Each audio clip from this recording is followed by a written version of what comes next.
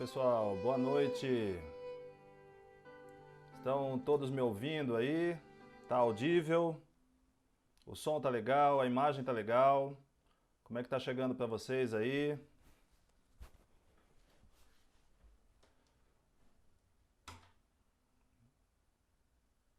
Boa noite a todos, sejam super bem-vindos aqui à nossa live. Estamos aqui em mais uma segunda de reflexão para a gente pensar um pouco, refletir a respeito desses temas tão profundos e que nos tocam tanto, né? E sejam bem-vindos todos aí, a Enia, a Maurício, né, a Renata, Marcela, Samuel Campanha, todos super bem-vindos, boa noite a todos. Vamos lá, aguardando um pouquinho o pessoal entrando aí na live. A Renata também, bem-vinda. Imagem e áudios bons. Isabela também entrou. A Nilza. Sejam todos muito bem-vindos. Boa noite. E vamos dar início a essa nossa live de hoje. Hoje o nosso tema é relacionamentos, o amor a dois. Nós vamos falar dos relacionamentos afetivos. E é muito interessante a sequência em que nós viemos, né? Falando a respeito de sentimentos, falando a respeito do mito da caverna, que fala do nosso próprio processo evolutivo, né, da nossa saída da caverna em busca de um caminhar evolutivo. Né? E logo depois falamos a respeito do complexo paterno, com o mito de Cronos, e falamos também a respeito do complexo materno com a grande mãe. Então é uma sequência de temas muito interessante para a gente trabalhar e que nos trazem uma reflexão do desenvolvimento humano. E hoje, dentro dessa reflexão do desenvolvimento humano, nós vamos falar a respeito de relacionamentos, o amor a dois, né? Então a gente percebe nitidamente que existe um entrelaçamento nesses temas, né? Desde o mito da caverna até a gente chegar aqui no amor a dois. É muito interessante a gente perceber também que desde lá nós passamos pelo complexo materno e pelo complexo paterno. E isso vai ser fundamental para a gente refletir a respeito do amor a dois, dos relacionamentos. Né? Pois nós somos frutos dos relacionamentos. Né? Então eu quero refletir com vocês aqui hoje, dentro de uma visão psicológica, da estrutura emocional, do complexo paterno, complexo materno, da identificação, como é que isso acontece dentro da gente. E também quero fazer uma reflexão sistêmica, né? O que nos traz a nos conectar e construir relacionamentos, né? Uma visão sistêmica baseada aí em todo o conceito da constelação sistêmica. E a gente primeiro faz uma análise psicológica a respeito do reflexo do complexo materno e do complexo paterno em nós. Como eu disse nas outras lives, essas figuras arquetípicas, elas estão presentes no nosso inconsciente pessoal.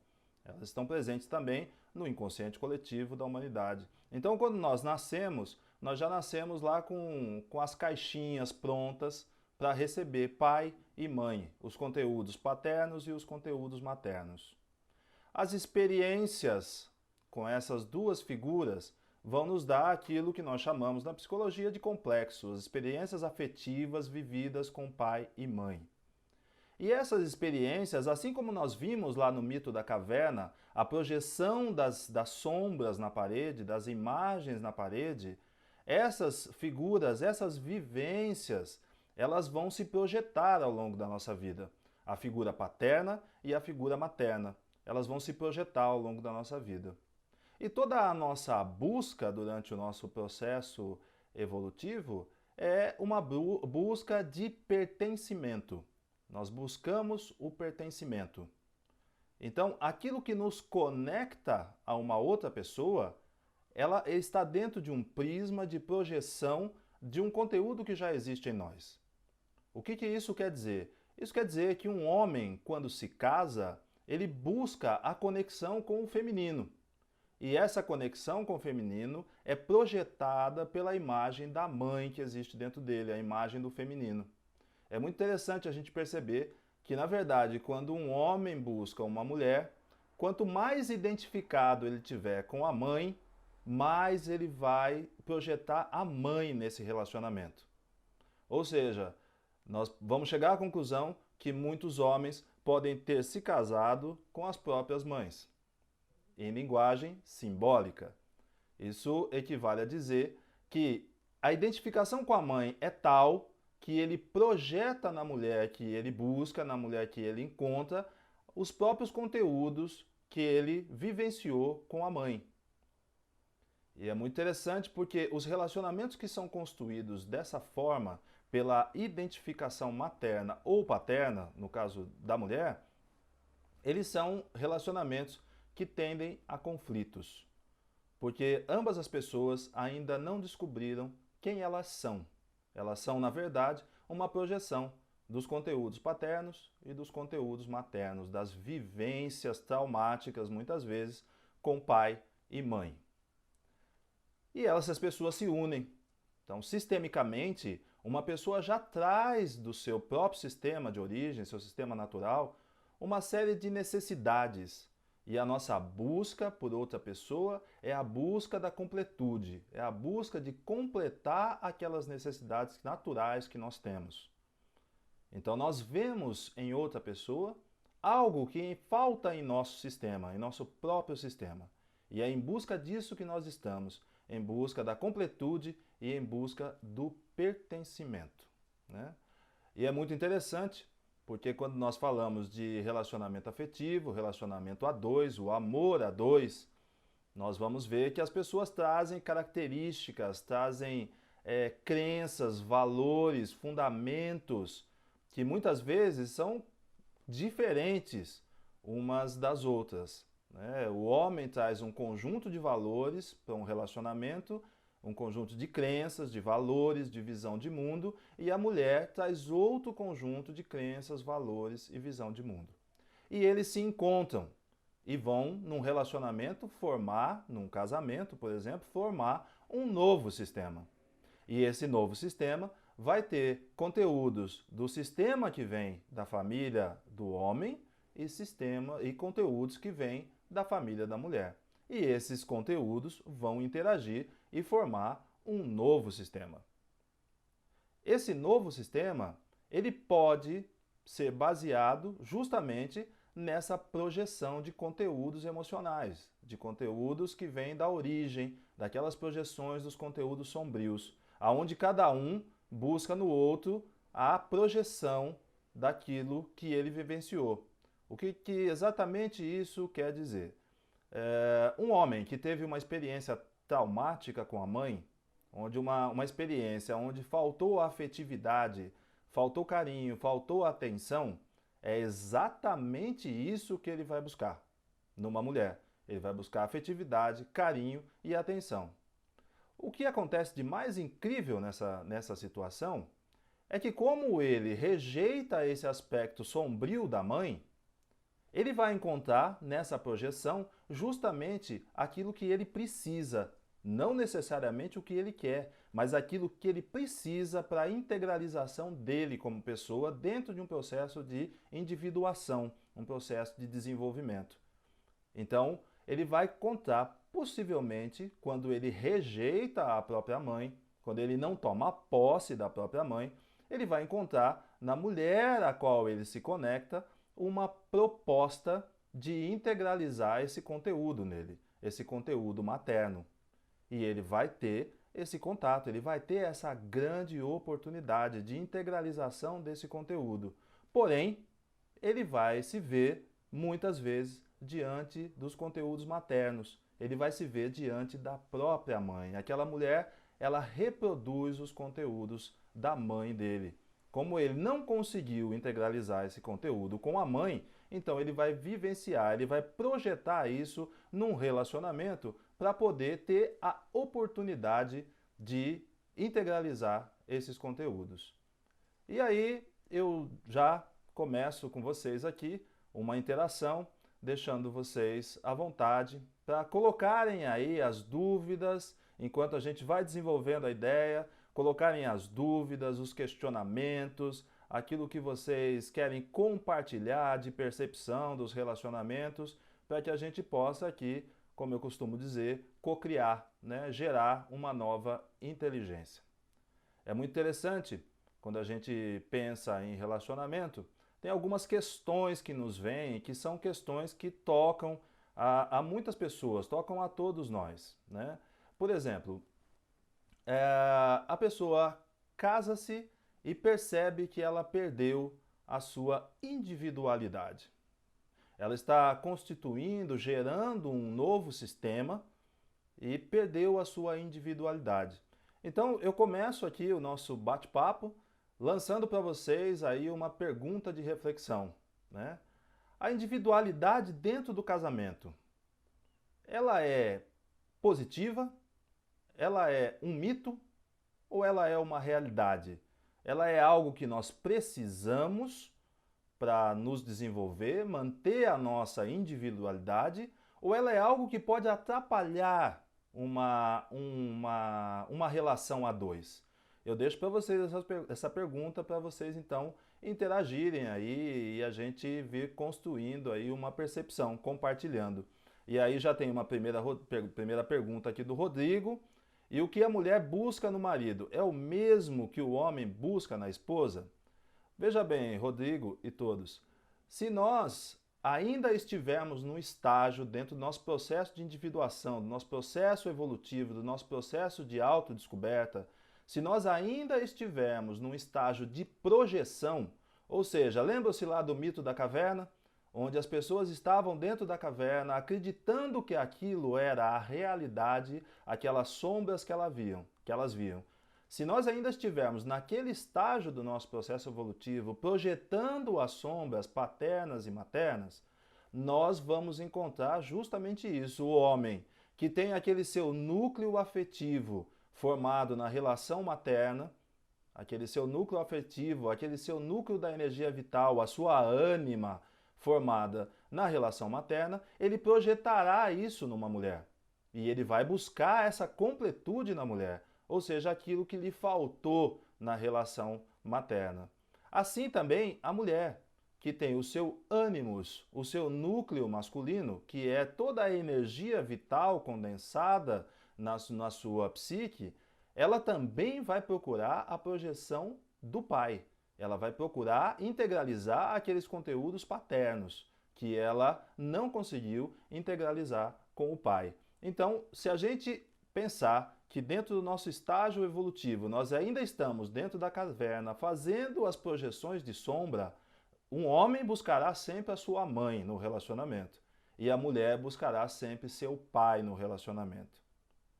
O detalhe é que quando a vivência, o complexo materno ou paterno, ele foi construído de forma alicerçada, de forma positiva, maravilha, ele vai contar esse pai e mãe que tem propostas de integralização muito positivas, aliás, todas são positivas, mas que vai ficar mais fácil dele perceber.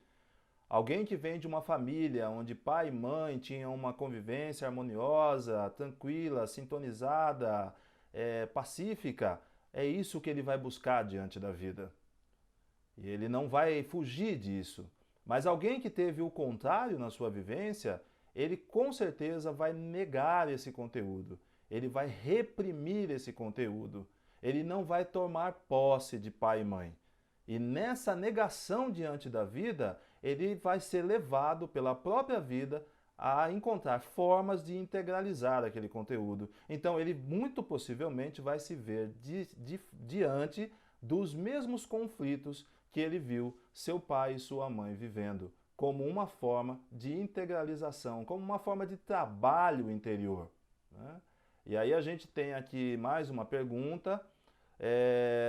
Todo ser humano é relacionável, mas individualizado? Ele está afirmando aqui que todo ser humano é relacionável, mas individualizado. Tem uma outra aqui, a individualidade ela é importante, mas é preciso o diálogo constante para entendimento do casal. Muito interessante. Na verdade, a pergunta é: o que é que nós buscamos dentro do nosso processo evolutivo? Nós buscamos pela individualidade ou nós buscamos pela identidade?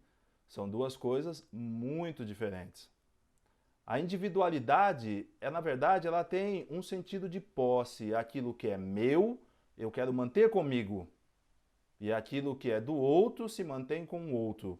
É aquilo que é a formação do indivíduo, da personalidade do indivíduo, da persona, daquilo que a pessoa demonstra ser, que está diretamente ligado com aquilo com o qual ela se identifica. Mas será que aquilo é realmente o que a pessoa é? Na verdade, toda a busca do desenvolvimento humano não é pela individualidade, é pela identidade. Na verdade, nós precisamos descobrir quem nós somos. Quando nós sabemos quem nós somos, que nós não somos a projeção da sombra paterna e não somos também a projeção dos conteúdos maternos, nós descobrimos a nossa própria essência.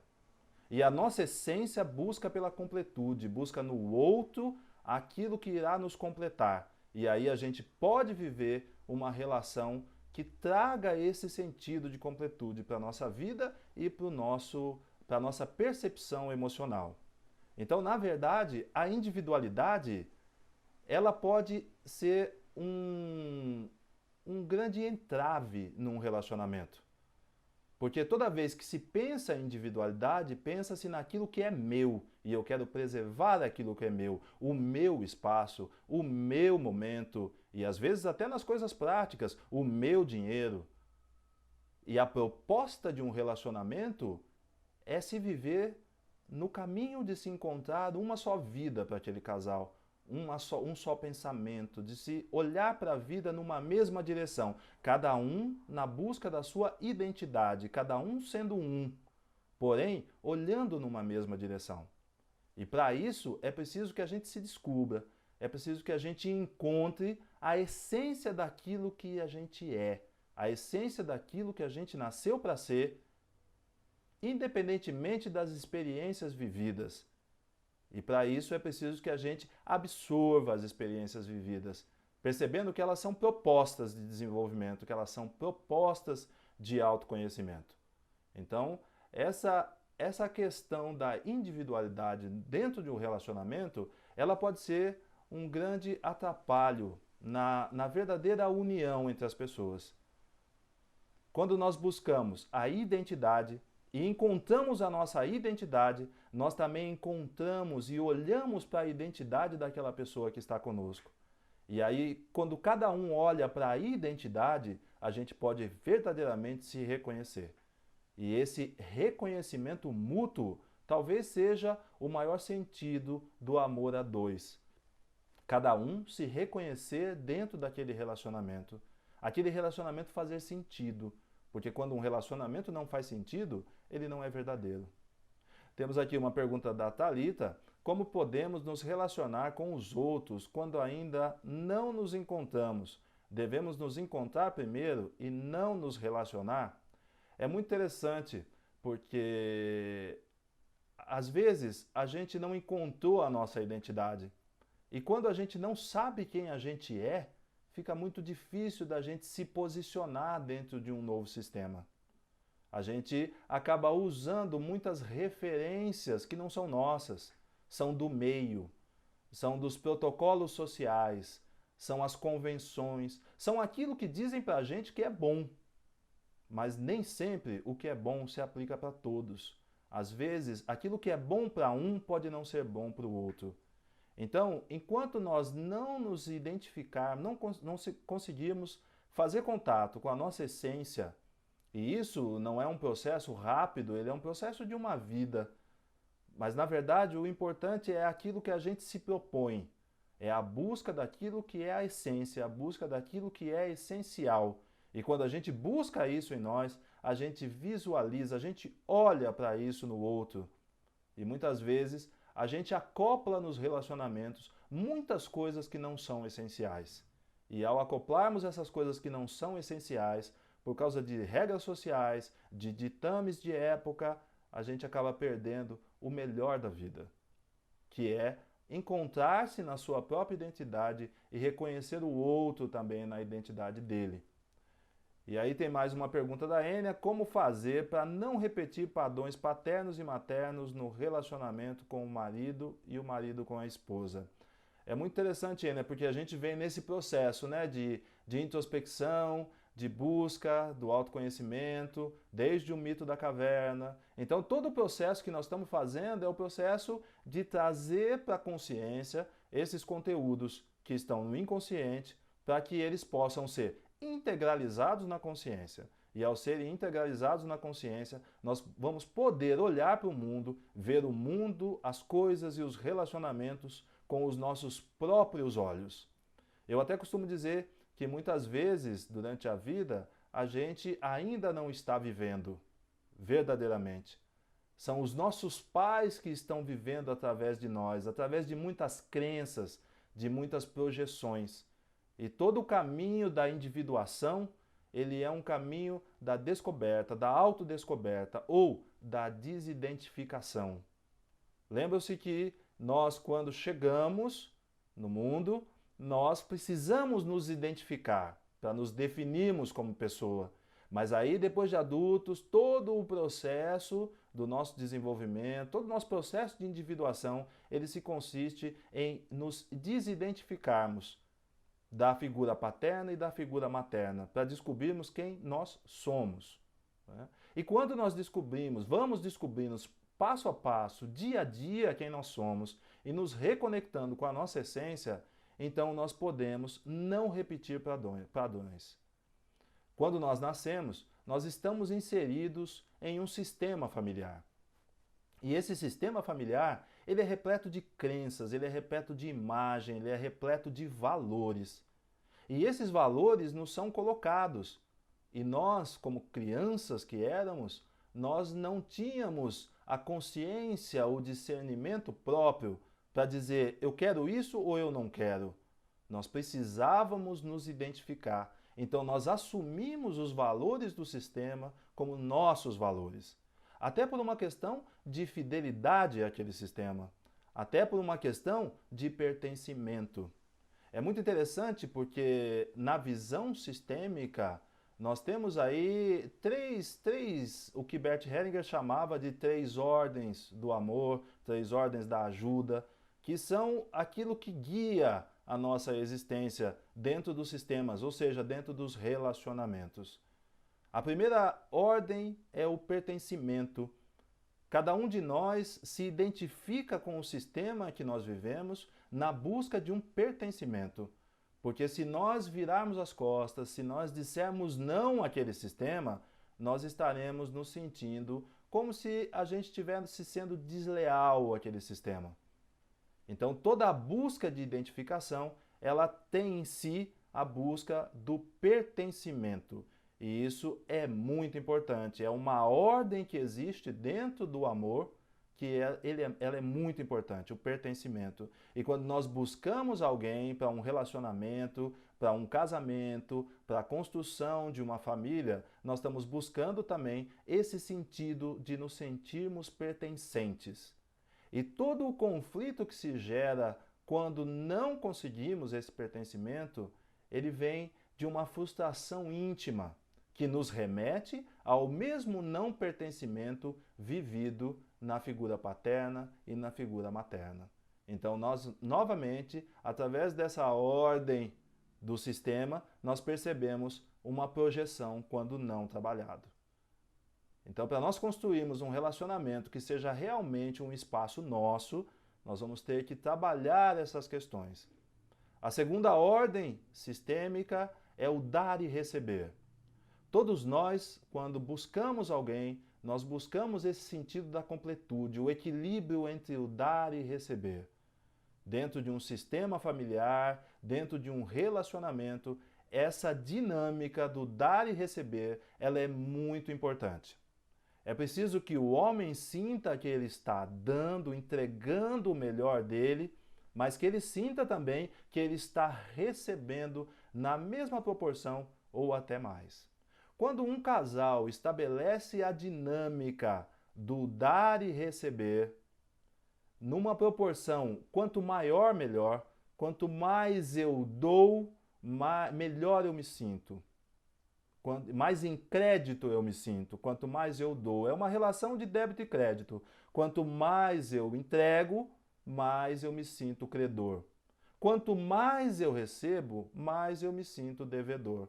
E aí toda a convivência é a busca do equilíbrio dessa balança. Se eu recebo mais, eu quero entregar mais. Essa dinâmica do dar e receber, ela pode trazer, a percepção dessa dinâmica, ela pode trazer uma nova percepção do relacionamento. A pergunta é, o quanto eu estou me entregando para o relacionamento que eu vivo? O quanto eu estou pertencente a esse relacionamento? O quanto que eu me identifico com esse relacionamento? Porque se eu não me sinto pertencente a esse relacionamento, e se eu não consigo ter a dinâmica do dar e receber, se eu percebo que eu dou muito mais do que eu recebo, aí eu estou com um crédito muito alto, né? E isso vai desenvolver toda uma série de percepções de dinâmicas pessoais. Agora, se eu percebo também que eu recebo muito mais do que eu dou, a minha dívida para com a outra pessoa ela é muito grande. E aí vai ser uma relação de culpa. É culpa e inocência. Uma relação, todo relacionamento ele está envolvido em culpa e inocência. Esse é o pertencimento e o dar e receber. Aí essas duas pessoas, então, através da busca do pertencimento e do equilíbrio entre o dar e receber, formam uma família. E aí, dentro dessa família, nós vamos ter contato com a terceira lei, com a terceira ordem do amor, como Bert Hellinger dizia, que é a hierarquia. É uma das coisas muito importantes dentro de uma família, a hierarquia. E Bert Hellinger definia isso de uma forma muito interessante, que ele falava o seguinte: aquele que veio primeiro é maior do que o que veio depois. Então, se nós projetarmos aí um sistema familiar com alguns irmãos, quando essa hierarquia daquele que veio primeiro, ela é quebrada, quando ela não é reconhecida, o sistema entra em desordem. A hierarquia, aquele que veio primeiro é maior do que o que veio depois. Os pais são sempre maiores do que os filhos. E quando um filho não reconhece o pai, quando ele rejeita o conteúdo paterno ou o conteúdo materno, ele está quebrando uma ordem sistêmica. E é muito interessante que Bert Hellinger dizia que o amor procura pela ordem. O amor procura pela ordem. E a ordem está a serviço do amor. Se o amor procura pela ordem, quando o amor chega num sistema, quando um sistema começa a nascer, se não existir ordem naquele sistema, o amor não se instala. E muitas vezes se confunde amor com dependência. Assim, como uma forma de reprodução também dos conteúdos vividos desde a infância. A dependência emocional. Muitos relacionamentos se formam através da dependência e não do amor. Muitos relacionamentos se formam também através da carência afetiva e não do amor. O amor, para que ele possa se instalar, tem que haver ordem. Então vamos imaginar que essa ordem pode começar dentro de nós mesmos. O quanto que nós reconhecemos a vida, o quanto que nós tomamos posse desses grandes representantes da vida perante nós, que são pai e mãe. Quando nós colocamos pai e mãe, cada um em seu lugar dentro de nós, tomando para nós, assumindo esses conteúdos sombrios de cada um, integralizando isso, porque assim como nós, pai e mãe, são seres de dualidade. E para que a gente se sinta completo e pertencente e faça com que pai e mãe pertençam ao nosso próprio mundo, nós temos que aceitar a dualidade deles, o lado sombrio e o lado luminoso. Quando nós fazemos isso dentro de nós, algo dentro da nossa psique, dentro do nosso mundo emocional, entra em ordem. A gente começa a se colocar realmente no lugar de filho. E quando nós nos colocamos no lugar de filho, nós não questionamos mais a figura paterna e a figura materna. a hierarquia se restabelece dentro de nós. E aí sim, nós podemos dar os passos para encontrar a nossa identidade, para encontrar aquela busca do pertencimento e do dar e receber genuíno que nós buscamos nos relacionamentos. Tem uma pergunta do Leonardo aqui. Como lidar com um relacionamento onde o cônjuge não consegue lidar com frustrações de uma discussão? É muito interessante, Léo, porque nesse sentido nós vamos voltar novamente nos conteúdos, né? Por que é que eu não consigo lidar com uma frustração? Que estrutura sensível é essa que existe dentro de mim, que quando eu tenho contato com uma frustração, eu não consigo mais encontrar a sustentação do meu ser. Eu fico indignado diante da vida, indignado diante de uma frustração. O que é isso que acontece?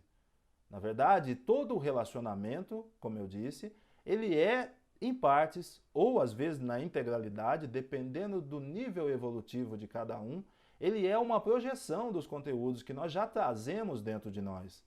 Eu até costumo dizer o seguinte, que nenhum relacionamento traz grandes novidades, porque todos os relacionamentos são propostas de evolução, são propostas de individuação, de integralização de conteúdos. Então, a mulher, ela traz para o homem uma proposta de tudo aquilo que ele precisa para o seu sistema, para o seu mundo. Tudo aquilo que faltou, ou tudo aquilo que ele não reconheceu no sistema de origem dele. Tudo aquilo que ele tem como frustração da relação com o complexo paterno e com o complexo materno. Tudo isso vai ser projetado num relacionamento. Quando a gente começa a perceber que esse relacionamento nos traz conteúdos que são da nossa origem, nós paramos um pouco de discutir com essa pessoa e começamos a olhar para o nosso interior, para aquilo que realmente está sendo mobilizado no relacionamento com aquela pessoa. Então, toda a interação dinâmica humana, ela mobiliza conteúdos internos, ela mobiliza conteúdos emocionais. O que é que essa mulher traz para esse homem como proposta que o mobiliza tanto que chega a desestabilizá-lo? Ele é então levado a pensar na sua relação com a sua própria mãe e quais foram as coisas que essa sua própria mãe trouxe para ele que o desestabilizou. Então tem coisas que foram vividas, que são traumáticas e que estão registradas na nossa estrutura emocional. E que quando nós entramos num relacionamento, nós nos permitimos entrar em contato com aquilo. Eu costumo dizer sempre que, na verdade, tudo é uma questão de para onde estamos olhando. Porque se nós olharmos só o relacionamento atual, muitas vezes nós não encontramos os porquês. Mas quando nós olhamos e percebemos que aquela vivência desse relacionamento está mobilizando conteúdos em nós, nós encontramos os praquês. Para que eu estou vivendo esse relacionamento? E isso é uma das coisas mais importantes da gente entender, é o para quê da nossa vida. A Lúcia está me perguntando, tem pessoas que não conseguem ficar sem relacionamento, mesmo que eles não sejam satisfatórios. O que você pode dizer sobre isso? É muito interessante, Lúcia. Quando existe uma carência primordial que vem lá do mais profundo da estrutura emocional, a busca do ser é de suprimir, é de suprir essa carência. Mas se ele não olhar para o lugar certo, que é onde realmente está a carência, ele vai buscar suprir essa carência em muitas outras coisas. Então, uma mulher que vive uma carência paterna, da figura paterna, um pai que não lhe deu atenção. Se vocês se lembram daqueles modelos de paternidade, um pai Poseidon, que é um pai referenciado na mitologia grega, que nós falamos disso no mito de Cronos, um pai Poseidon, um modelo de paternidade de pai Poseidon. É aquele pai que vive mergulhado no seu mundo interno, ou seja, ele não está disponível para os relacionamentos. Muitas vezes ele não está disponível nem para o relacionamento com a própria esposa. E aí ele também, muito possivelmente, não estará disponível para o relacionamento com os filhos. E o filho sentirá uma carência muito grande da participação desse pai na sua vida, da participação desse pai no compartilhamento das coisas da vida, dos sentimentos, das coisas práticas, do estar junto. E ele vai passar uma vida, enquanto ele não aceitar aquela limitação do pai e não integralizar aquele conteúdo sombrio, ele vai passar uma vida buscando suprir essa carência nas projeções dos relacionamentos. Então, essa vivência paterna e materna, essa vivência do complexo paterno, do complexo materno, é o que vai nos dar o norte dos relacionamentos da nossa vida. Mas aí vocês podem estar se perguntando, né? Eu vou então ser sempre escravo, né, dessas projeções? Tudo depende. Tudo depende de como você olhar e de para onde você olhar. Se você perceber que todas as coisas que te acontecem são mobilizações dos seus próprios conteúdos emocionais e estão te chamando para uma integralidade, para você integralizar os conteúdos, você então olha para o lugar certo. Um homem que conhece uma mulher e essa mulher provoca muitos sentimentos nele, que muitas vezes saem do próprio controle dele. Ou o contrário, uma mulher que conhece um homem que também provoca muitos sentimentos que ficam fora do controle dela, esse relacionamento está trazendo a mobilização de um conteúdo que já existe dentro dela e que ela não estava olhando para aquilo. Então, aquela proposta que a outra pessoa traz para o relacionamento é uma proposta que, se nós percebemos o que ela está indicando, ou seja, o para quê, nós iremos então olhar para o lugar certo. E quanto mais nós olharmos para o lugar certo, mais nós vamos conseguir harmonizar aquele relacionamento. Aqui mais uma pergunta: como fazer quando sentimos nossa identidade sufocada por não conseguirmos nos mostrar nossa identidade de verdade? É muito interessante porque a identidade é a nossa busca. E às vezes dentro de um relacionamento a pessoa não consegue ser. Eu não estou nem dizendo que ela não consegue ser verdadeira, ela simplesmente não consegue ser. E não conseguir ser dá um sentido de não pertencimento. E aí a gente é levado a refletir sobre esse conteúdo na nossa origem e no desenvolvimento da nossa vida. Quantas vezes nós nos sentimos com liberdade para ser quem nós somos durante a nossa infância? Quantas vezes nós nos sentimos com liberdade para expressarmos a nossa essência na relação com os nossos pais? E como nós não tivemos, depois de um desenvolvimento, depois da adolescência, da fase adulta, nós não tivemos essa oportunidade de nos expressarmos, esse é um ponto de toque, é um ponto de trabalho, a busca da expressão da sua identidade. E ela pode vir como uma forma de desafio, um relacionamento que pede um posicionamento, que pede uma afirmação. E quanto mais a pessoa olhar para o lugar certo, quanto mais ela for voltar o seu olhar para a sua origem, mais ela vai encontrar a causa daquela percepção, a causa daquele movimento interno. E aí, possivelmente, ela vai conseguir se posicionar melhor hoje, ou seja, se afirmar como pessoa. Ao ter contato com a sua identidade, conseguir colocar essa identidade, aquilo que a pessoa está se descobrindo, aquilo que a pessoa realmente é, a serviço desse sistema, desse relacionamento que ela está iniciando.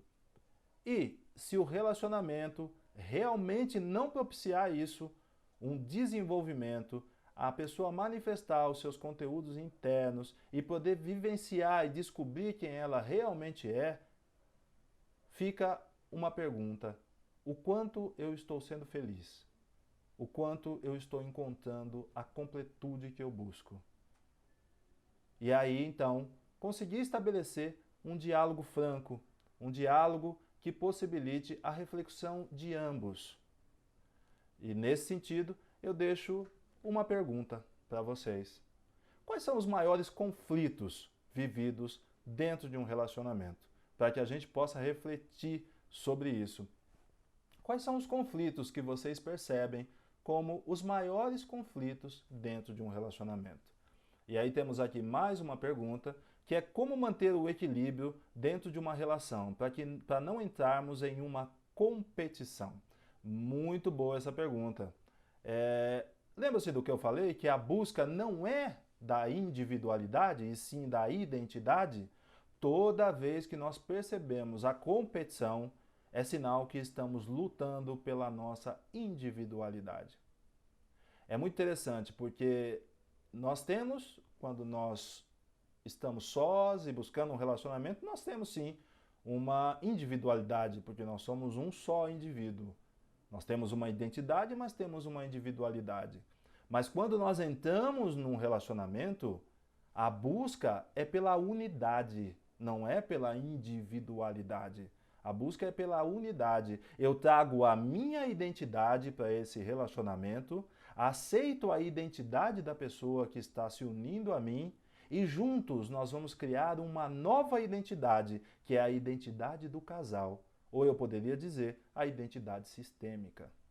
Aquele novo sistema, ele tem que ter uma identidade própria.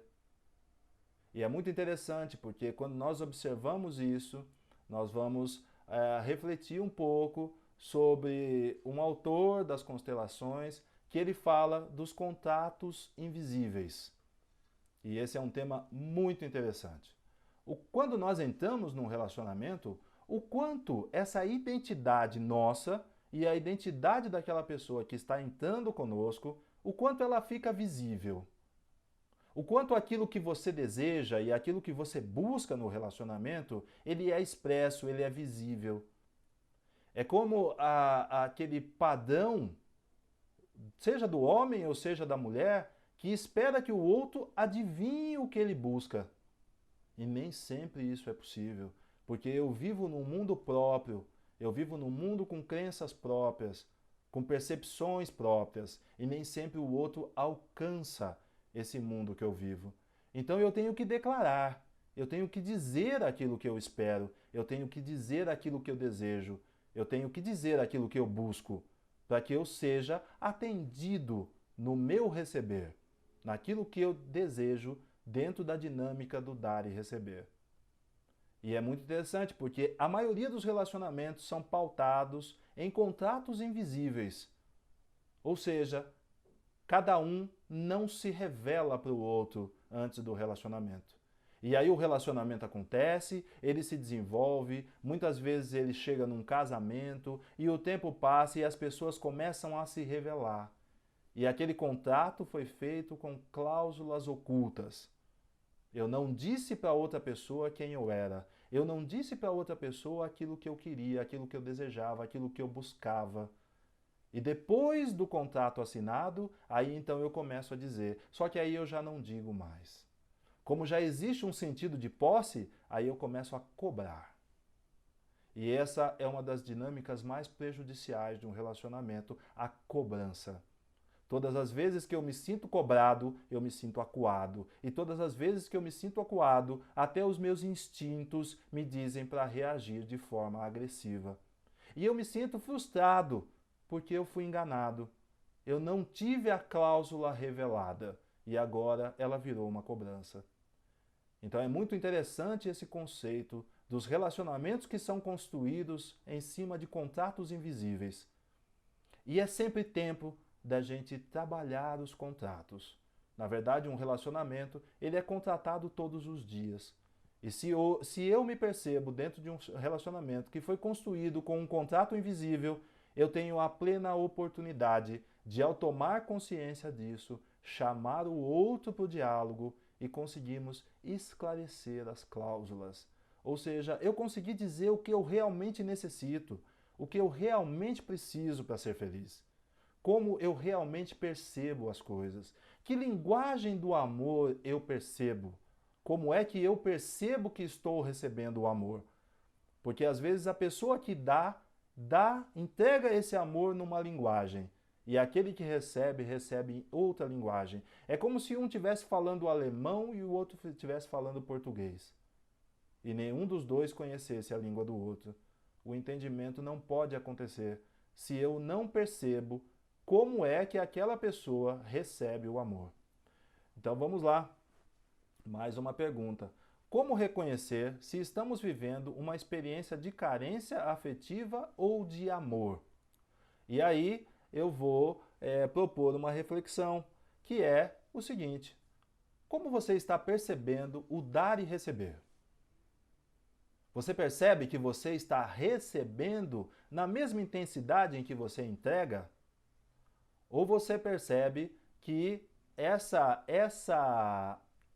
dinâmica não está acontecendo, você está se entregando muito mais do que o que você está recebendo?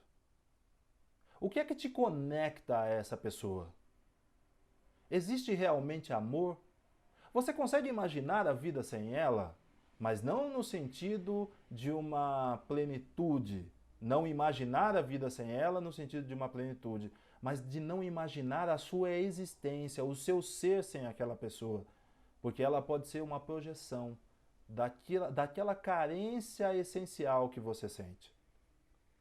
Então, o verdadeiro amor, que não é a carência, é o amor que liberta, é o amor que deixa existir, é o amor que permite a identidade. Homem e mulher são dois seres completamente diferentes. A natureza fez assim. E existe uma sabedoria da natureza em fazer assim. São dois seres completamente diferentes. E a busca da percepção da integralidade, da unidade, da busca de ser um. O amor verdadeiro e não a carência. O amor verdadeiro é aquele amor que liberta, é aquele amor que deixa ser. É como o amor daquela mãe que permite, que dá espaço para que o filho se expresse. Então você quer saber se você está vivendo uma relação de amor? Pense com você. Você está conseguindo expressar quem você é? Porque se você não estiver conseguindo expressar quem você é, essa relação, com certeza, não está te completando. Existem relações que anulam quem a pessoa é. Para que ela possa ser aceita, ela tem que mudar o jeito dela ser. Essa relação não é uma relação de amor. Uma relação que anula uma das partes não é uma relação de amor. A relação de amor é aquela que afirma a existência e que dá espaço para esse existir, que dá espaço para outra pessoa ser e se descobrir. Vamos lá, vamos lá. Me perguntaram aqui, e a indiferença? E aí eu pergunto, que indiferença? A indiferença que uma pessoa tem com a outra dentro do relacionamento? Se existir indiferença, não existe pertencimento. E se não existe pertencimento, não existe relacionamento. Essa é uma máxima, uma percepção muito básica. Se não existe pertencimento, não existe relacionamento. Se eu não me sinto pertencente àquele relacionamento na verdade não existe para mim. E aí a pergunta, por que eu ainda continuo com aquela pessoa se o relacionamento não existe para mim? Porque eu tenho uma dependência emocional com aquela pessoa. E aí nós voltamos à pergunta anterior, o que é amor e o que é dependência. A indiferença é a afirmação da ausência de amor. A indiferença é a manifestação do não pertencimento. E todo sistema que quebra a sua ordem, ele não permite a instalação do amor. Onde não existe pertencimento, não pode existir amor. Onde não existe o dar e receber, não pode existir amor. Onde não existe a hierarquia, não dá para existir amor. E aí quando nós pensamos num relacionamento A2, o que exatamente é essa hierarquia? É a percepção de que um é maior do que o outro? De que um é mais forte ou mais poderoso que o outro? Não. É a percepção do respeito da existência. Se eu respeito a pessoa na integralidade do que ela é, com o conteúdo sombrio e com um conteúdo luminoso, eu então estou respeitando essa hierarquia, a hierarquia da existência. Aquela pessoa tem o direito de existir como igual. O igual também está dentro da hierarquia. A hierarquia não é só uma percepção de superior e subordinado, ela é uma percepção de igualdade também. A hierarquia se manifesta também quando eu reconheço a igualdade, quando eu reconheço que aquela pessoa que está comigo é um semelhante meu, que está na busca do mesmo autoconhecimento, da mesma busca da individualidade, da identidade, melhor dizendo. Na mesma busca da identidade, na mesma busca de saber quem ele é. Quando eu reconheço isso, eu estou respeitando a hierarquia, eu estou respeitando o espaço. Um sistema, para se manter em equilíbrio, ele tem que ter essas 3 leis, essas 3 ordens respeitadas: o dar e receber, o pertencimento e a hierarquia.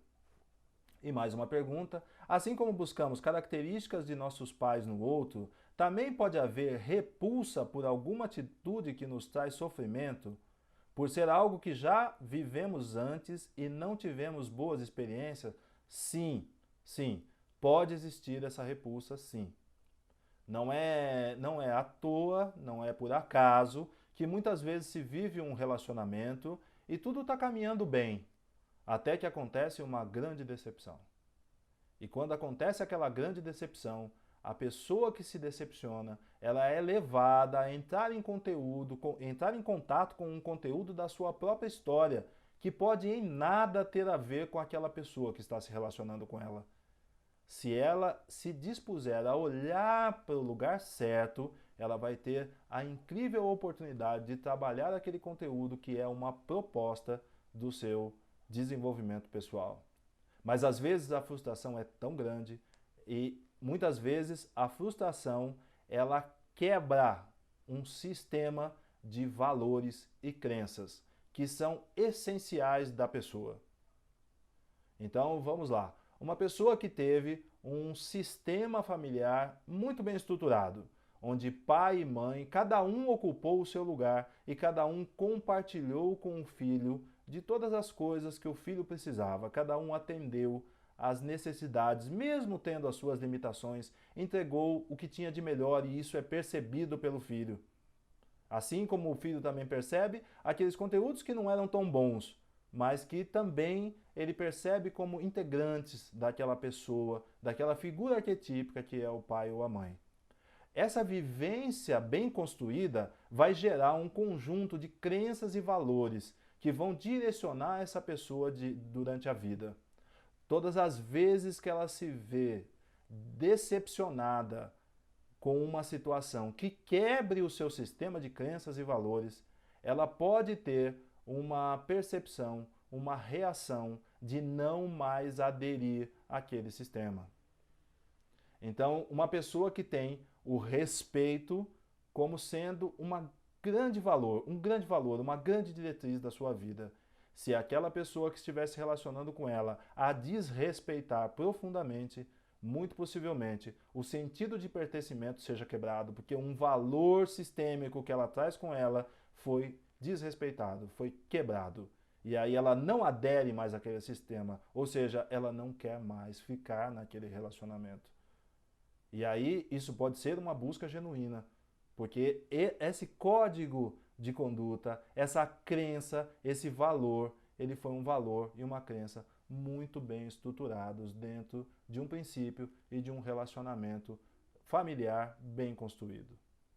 É muito interessante que a gente refletir também a respeito da proposta da vida 2. Qual é a proposta que eu tenho quando eu entro num relacionamento? Todo relacionamento nos traz uma proposta, porque ele tem um sonho projetado ali. E quais são os sonhos iniciais de um relacionamento? Porque muitas vezes os anos vão se passando, os tempos se passam, as relações às vezes se desgastam e a gente perde aquele sonho inicial, aquele desejo inicial. A rotina muitas vezes consome aquele sonho, aquele desejo inicial. Então é preciso que o casal esteja sempre nutrindo aquilo que os uniu. aquilo que deu sentido a estarem juntos. É muito interessante estarem sempre nutrindo. É como aquela planta, aquela flor que está num vaso, e para que ela possa existir, você precisa regá-la todos os dias. E você só pode regar aquela planta, e aquela planta só pode ter saúde se você conhecer quais são os nutrientes que ela precisa. O relacionamento, o outro que se relaciona conosco, é assim, como uma planta, que precisa ser nutrida. E para que eu possa nutri-la suficientemente, eu preciso conhecer quais são os ingredientes que aquela terra, aquela planta precisa. Se ela precisa de carinho, de atenção, eu preciso entregar isso na mesma proporção em que atenda à necessidade dela. E é muito interessante, porque essa entrega vai nos dar o sentido de construir relacionamentos que sejam transparentes, aonde eu consiga dizer o que eu realmente preciso e tenha essa necessidade atendida. Mais uma pergunta aqui: como ajudar o outro a encontrar a sua própria identidade? Quando nós procuramos encontrar a nossa própria identidade em primeiro lugar, nós encontramos o nosso lugar dentro do sistema, nós encontramos o nosso lugar dentro do relacionamento. E quando nós encontramos o nosso lugar, tudo fica mais facilitado. Muitas vezes, dentro dos relacionamentos, não só afetivos, mas familiares também, a gente cobra do outro, a gente quer que o outro manifeste determinada característica. Quando, na verdade, muitas vezes nós não encontramos ainda nem o nosso próprio lugar. Quando nós encontramos o nosso lugar, fica mais fácil daquele que está conosco encontrar o lugar dele. Então, como ajudar alguém a encontrar a sua identidade? Se eu encontro a minha própria identidade, eu encontro o meu lugar. Encontrando o meu lugar, eu abro espaço para outra pessoa ser. E aí ela vai ter mais facilidade de encontrar a identidade dela. E sempre que eu estou nesse caminho de encontrar a minha identidade, eu consigo contribuir de uma forma mais efetiva para que a outra pessoa também encontre essa identidade. Bom, meus amigos, nós estamos chegando aí a próximo de 1 hora da nossa live, e quando essa live estiver se aproximando, eu vou avisar, e aí a gente reconecta de novo para que eu possa estar aí à disposição de vocês e a gente continuar mais um tempo ainda co-criando e gerando inteligência e refletindo sobre esse tema. Tem uma pergunta aqui da Isabela: qual a importância de haver sinergia, afeto com a família da esposa e do marido e vice-versa? E qual o peso que isso pode ter no sucesso de um relacionamento? Excelente pergunta, Isabela. Excelente pergunta. É muito interessante porque o individualismo, ele nos leva a pensar, e isso é uma máxima que algumas pessoas têm, né? Eu me casei com determinada mulher, ou a mulher se casou com determinado homem, né? E ela diz o seguinte, ou ele: eu me casei com ele, não me casei com a família. Essa é a expressão mais nítida daquele que não entendeu ainda o que é um relacionamento. Porque quando eu me caso com uma pessoa, eu me caso com a história daquela pessoa. Eu me caso com todos os conteúdos que aquela pessoa traz para o relacionamento. E eu vou ter que desenvolver a capacidade de lidar com aqueles conteúdos que ela traz. Eu caso com a história da pessoa, eu caso com o que a pessoa é. E o que a pessoa é está referenciada na vivência paterna, na vivência materna e nas experiências da vida. Se eu não quero lidar com isso, eu preciso me perguntar se eu quero realmente aquele relacionamento. E essa é uma pergunta-chave para o sucesso de um relacionamento. O quanto que eu quero abarcar, o quanto que eu quero cuidar, o quanto que eu quero viver aquele conteúdo que a pessoa traz. Amigos, depois dessa pergunta da Isabela, teve algumas outras perguntas. Nossa live vai cair. Eu vou reconectar em um segundinho, eu vou reconectar. Vocês reconectem aí e repostem as perguntas para que a gente possa continuar. Até já!